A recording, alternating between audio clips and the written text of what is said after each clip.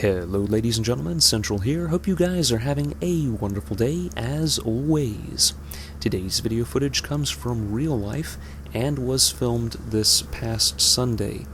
Now I know that everybody doesn't have the opportunity right now to get out and fly, so I figured you guys might enjoy the opportunity to get a little bit of flying in by way of my video.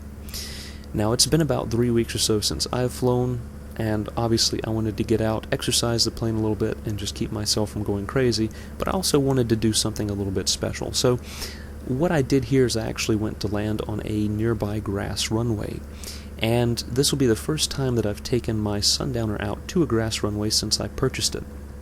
The particular runway that I'm going to be landing on, I have landed on before, about 10 years ago, and of course that was in a Cessna 172 Foxtrot. And when you have that much time pass, there's always a chance that things could have changed, so I decided it would be prudent to make a nice long approach, fly over or past the runway, take a good look at it, and make sure that there were no obstructions, make sure that the runway was in good condition. There's only so much information you can gather just by reading up on the airport. It did say that they had stopped allowing turboprop operations off of the runway, so I had a feeling that maybe the runway surface had been damaged a little bit, so I wanted to take a good look at it. Anyway, if you want to look up this runway for any reason, it is has the designator RCZ, so Romeo Charlie Zulu, if you want to look that up. The runway itself, there are actually two runways on this airfield, and I'm just going to stop the video so that we can take a look at this. That red line that just popped up, that's the main runway, and that one is paved. That's runway 1432. That's 5,000 foot long roughly, and about 100 foot wide. So that is a nice long paved runway there, but we're not going to be landing on that. What we're going to be landing on is represented here by this magenta colored line. That is runway 4 and 22. That's the grass runway. Now that one is a little bit shorter at 3,000 foot long roughly, but it is considerably wider, 488 foot wide, so about 5 times as wide as the paved runway. Anyway, the wind was out of the the west southwest. It was either like 2-3 or 2-4, so obviously we're going to be landing runway 22 here. And I'm just going to let the video play. If there's anything I think would be of interest, I'll interject. But basically, I'm going to fly out past the end of runway 4, turn back for a left-hand downwind, take a real good look at the runway as I pass, fly out and make a long final approach. So let's go ahead and keep watching the video here.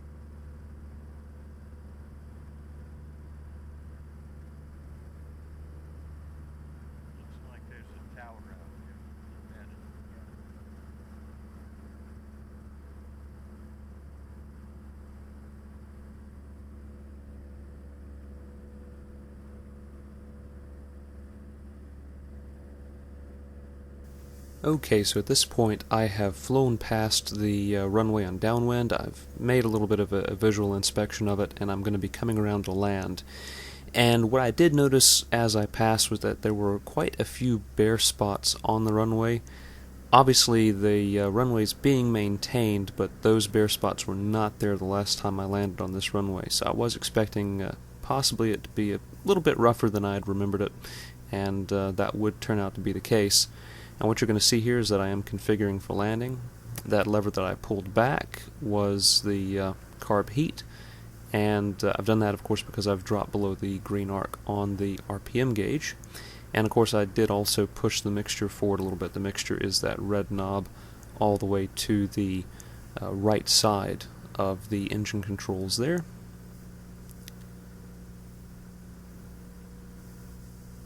And what I'm doing here, because of the gusty conditions with a potential for 10-knot gusts, I decided that I wanted to go ahead and keep a little bit of altitude. Now there was a little bit of a disagreement in technique. As you will see, my co-pilot here points out that he thinks I'm a little too high. I tell him that no, I'm high for a reason. What I'm using here is gravity to adjust my speed rather than dragging the airplane in with the engine. If it wasn't so gusty, I probably would have made a lower approach, but I wanted to keep about 10 extra knots in, a little bit faster than I normally would be on approach, just in case the wind died down all of a sudden. You want to have that little bit of extra airspeed in. My co-pilot did, of course, agree as I was on short final that everything was looking good, and of course you always need to be prepared for a go-around just in case. Overall, though, a very smooth touchdown. The transition from flying to being on the ground was nice and smooth, not a hard bump, but the runway itself is quite bumpy, as you can see. It's obviously not the roughest runway that we have in this area, but it's rougher than I remember it, and it's certainly not something that I would want to be landing on a regular basis, as I don't really want to beat my airplane up unnecessarily. But we landed, just going to back taxi the runway, and what we were actually doing was going to get some fuel here at this particular airfield, so a little bit of a dual-purpose trip. Wanted to land on the grass, but also needed to grab some fuel. Fuel prices haven't dropped as much as I thought they would. Auto fuel prices have dropped quite a bit, but Avgas at this particular airfield was one of the cheaper ones in my area. It was still $4 a gallon for 100 low lead, so not the greatest prices, but it is what it is. So after getting fuel, I went ahead and taxied back out, going to take off on the same runway that I landed on, but as I was taxiing out I noticed a hangar open, and inside was somebody milling about with a little Cessna 152, which I thought was a pretty good joke. That airplane, being high wing, being as light as it is, if he were to pull it out of the hangar it would probably flip over. One of the nice things about the Sundowner being a low-wing, relatively heavy airplane is that it can handle the wind quite well. The wind here is blowing a little bit stronger than it was on landing. As I recall, it was something like 12 or 13 gusting to like 22 or 23 knots. It was pretty stiff wind. You can actually see the flags near the FBO over here, how they're just sticking straight out. So we've got a pretty strong crosswind to deal with here. It's not a straight crosswind. It is coming in at, I think, about 240 to 250 degrees at this point. So we're going to have a little bit of a right crosswind on takeoff. But I decided to just go ahead, line up, and I'm going to be taking off here at a relatively shallow climb angle. I want to maintain my forward speed for the same reason that I maintained my forward speed on landing. I want to make sure that I've got a little margin for error in case the gust dies down while I'm taking off. So here I'm going to go ahead and make my call. I'm going to take off runway 22, and I go with a rolling start. I'm crossing runway 14 here. I didn't go full power until I got onto the grass because I wasn't quite sure how the transition would be. As it turned out, it was fairly smooth. Now normally if I've got a nice long runway, I'll bring the RPMs up to about 2300 on takeoff, but here I actually went a little bit higher. I went to 2500, which was the top of the green arc. Wanted to get a good bit of power out of this engine to get myself off the ground, rode the stall horn a little bit, and then of course leveled off into that shallow climb. As you can see, the crosswind is blowing us to the left side of the runway here. Not a big deal. If for any reason there was some kind of emergency or something and I had to come back around to land, I could always turn into the wind and come back down on runway 4. So I just figured that you guys might enjoy taking a look at that, landing and taking off on a grass runway. This is something that we do a lot in simulation, especially in IL2, where we're taking off, landing on grass runways and grass fields all the time, and you can see what kind of a beating it can give to your airplane taking off and landing there. So that gives you a little bit of context as to what it would have been like, as far as maintenance and whatnot on the World War II planes that were constantly taking off and landing on these unimproved strips. Now, that being said, I am going to also show, just for comparison, a landing on a paved runway here in just a little bit, so you can see kind of the difference between landing on a grass runway and landing on a paved runway in real life.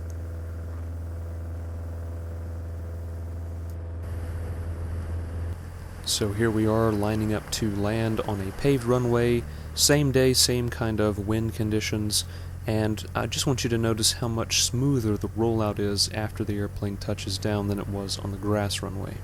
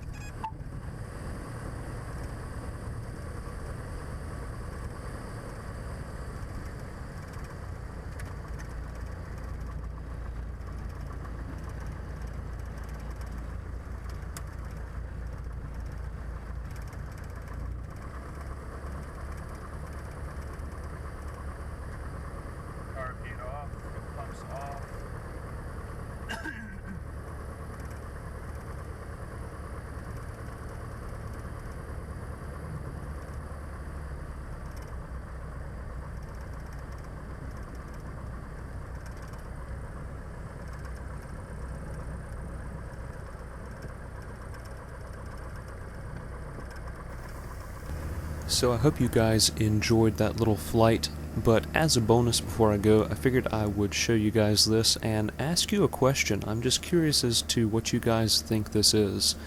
There's a structure being built down here. It's a cylindrical building with a domed top, and it's quite large in actuality. It may look small on the film here, but I'm at 3,000 feet mean sea level. The ground elevation around this area is 220, 230 feet above sea level, so that might give you a little bit of idea of the scale of this building.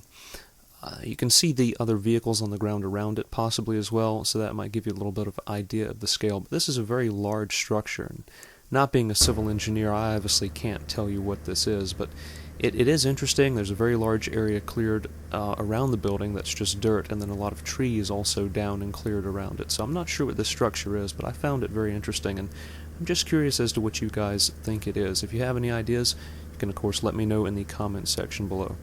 As always, thanks for watching. If you like the video, don't forget to give it a thumbs up. If you're not a subscriber yet and you want to see more content like this, go ahead and subscribe and hit that notification button. I'll catch you guys later. Thanks for watching.